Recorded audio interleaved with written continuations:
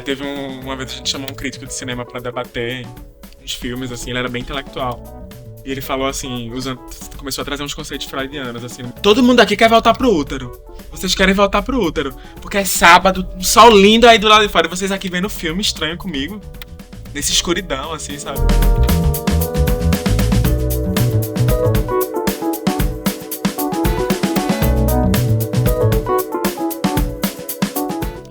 Minha formação foi no curso de jornalismo. Na época, claro que eu queria fazer cinema, assim, mas não tinha o curso, né? Junto com várias pessoas que também faziam dessa mesma maneira, né? Que queriam fazer cinema, mas não tinham curso. Muita gente que tinha esse perfil ia pra jornalismo e eu fiz isso. Eu sempre também tive esse fascínio, essa vontade de pesquisar, de estar pensando ali teoria da imagem também.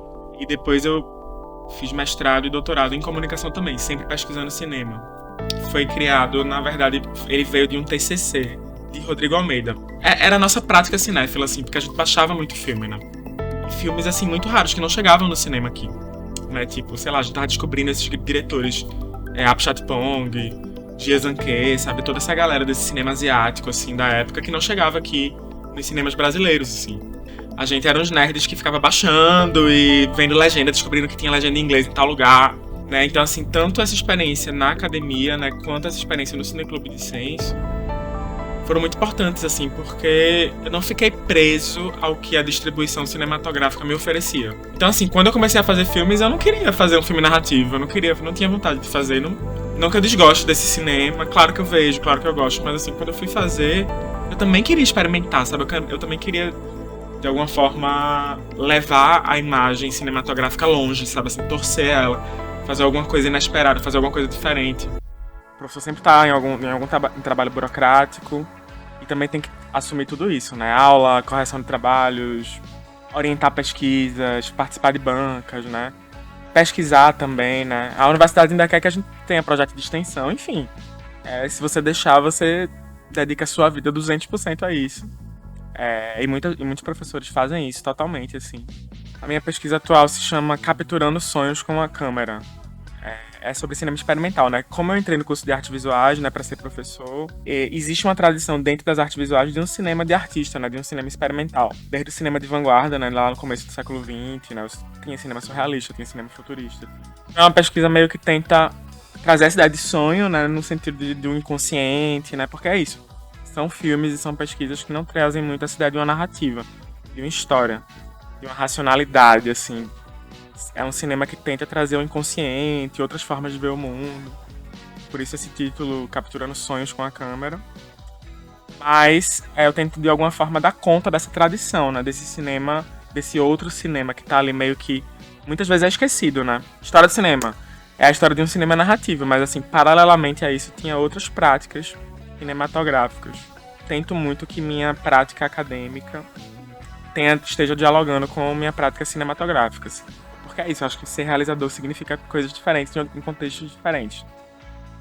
Sei lá, você pode ser realizador, você pode dirigir uma novela, você pode dirigir publicidade, né? E em cada contexto, ou dirigir filmes mais comerciais, né? Mas assim, no caso, por exemplo, assim, eu sempre escrevo o que eu vou dirigir, eu sempre faço roteiro. Então eu faço roteiro, que é um processo de escrita bem solitário, né? No começo, depois eu mostro para amigos, eu mostro para meus amigos do meu coletivo, da Sua Deslumbramento, que dão sugestões, sugerem mudanças, né? E aí é esse processo de você escrever, mas assim, tentar um laboratório, tentar de alguma maneira que esse roteiro chegue na fase da captação o melhor possível, né? A coisa mais redonda possível. Mesmo redondo de uma forma meio doida, experimental, assim. E é isso, ser realizador, você tá em todas essas etapas, né, da produção de um filme, desde o roteiro. Aí a captação, você também tem que estar presente, produzindo o projeto, né, escrevendo o projeto e indo para os pitchings, né. Você tem que ter sua visão, né, eu acho que o realizador faz isso, você tem que ter uma visão muito forte do que você quer, né, de que estética é aquela, o que é que tá rolando ali, o que vai ser aquele produto final, né, para quem ele é. Então você tem que ter muito isso, muito evidente, eu acho, para você poder tomar as decisões, né, porque assim, e assim, nessa locação não é mais, e agora? Pode ou não? Qual a solução? Você tem que estar ali muito agilmente guiando aquilo, né? Pra que no fim fique uma coisa de alguma maneira coerente, né? De alguma maneira que funciona na sua estética, na sua sensibilidade, na sua visão de mundo. Então, assim, eu sempre digo pras pessoas, assim, tem que ser muito obsessivo pra fazer cinema, você tem que ser muito obcecado, eu acho, por aquele projeto, sei lá, pela sua história, pelo seu roteiro, porque, assim, você vai ficar muito tempo com ele.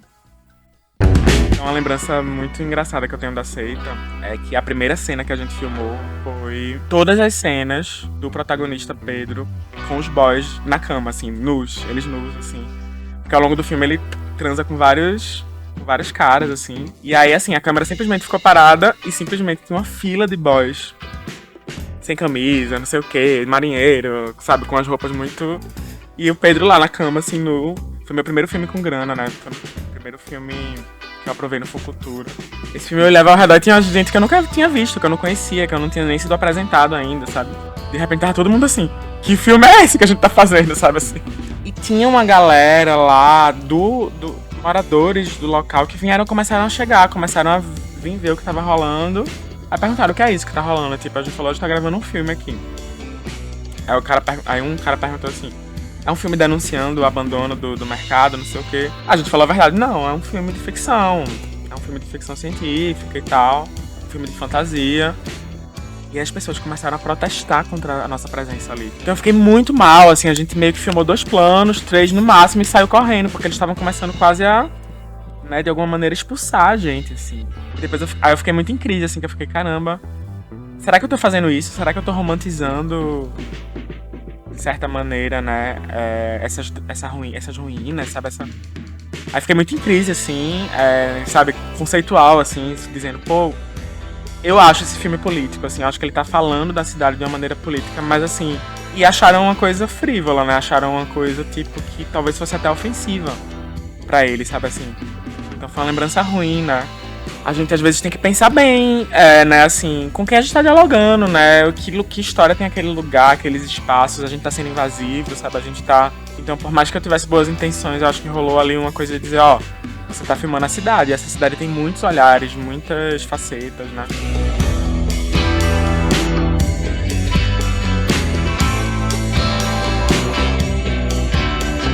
Rolava muito uma separação, assim, muito grande entre academia e prática, assim. Ou você é professor, crítico, acadêmico, ou curador, né? Ou você vai fazer, ou você é artista, né? Eu sempre tava nesse entrelugar, assim, tipo, me sentia super desconfortável, né, quando chegava esse assunto, porque tinha muito essa ideia nessa época, assim. Depois os anos foram passando e essa ideia foi mudando completamente, principalmente por causa de artistas queers. E aí uma primeira dica que eu dou, assim, porque eu acho que talvez era uma coisa que eu gostaria de ter ouvido e não ouvi, assim, dizendo, ó, tá tudo bem, tá nesse entrelugar dessa prática e desse pensamento. Claro, tendo cuidado, porque você não vai fazer um filme acadêmico. Eu não quero fazer um filme acadêmico, eu não quero fazer um filme que de alguma forma não esteja ali mergulhando na imagem, na sensibilidade, em prol de um conceito. Né? E também não quero que minha leitura seja superficial. Ao máximo possível, eu acho que a dica que eu daria é se mantenha fiel à sua visão. Se mantenha fiel à sua sensibilidade, à estranheza que você quer passar, né? A estranheza que você quer construir ali. Porque, assim, uma coisa que eu percebi por mais que isso dê medo, por mais que isso deixe você inseguro nesse lugar da captação, tem pessoas, sabe, só de você ter sentido isso, só de você ter essa visão, significa que tem gente que vai dialogar com aquilo, tem gente que precisa ver aquilo. Isso não tá sendo visto, isso não tá sendo mostrado, isso não tá circulando, porque é muito singular, é muito raro, é muito único. Então, assim, mesmo que você jogue esse jogo, bote o máximo possível da sua visão, não abandone ela, porque eu vejo muita gente abandonando.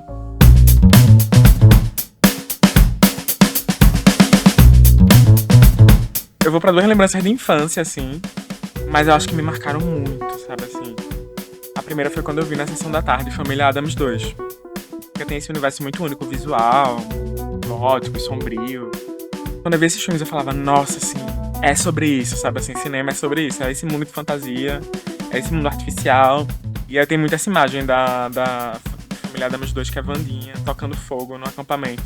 Ela meio que subverte e os indígenas meio que capturam os brancos e queimam eles vivos, assim, meio que... É horrível, é super pesado.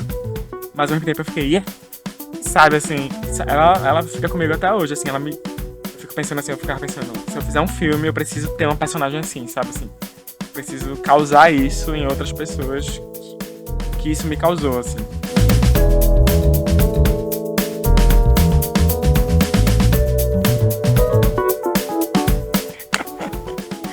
todo mundo odeia, porque é o pior Batman, que tem mamilos, sabe, assim, no uniforme. Mas eu lembro que quando eu vi uma turma como era venenosa, eu fiquei obcecado, assim, tipo, não sabia o que era, mas assim, hoje em dia eu percebo que era aquela gayzinha em mim, né, vendo uma diva sendo muito maligna, né? Ela era muito do mal, assim, ela queria dominar o mundo, tipo, eu ficava, yeah. Nessa época tava chegando o computador, assim, na escola, no laboratório de farmácia, que eu botava, acha aqui, né, que era o Google da época. Era venenosa uma turma, eu tava vendo fotos. Sabe, obsessão total.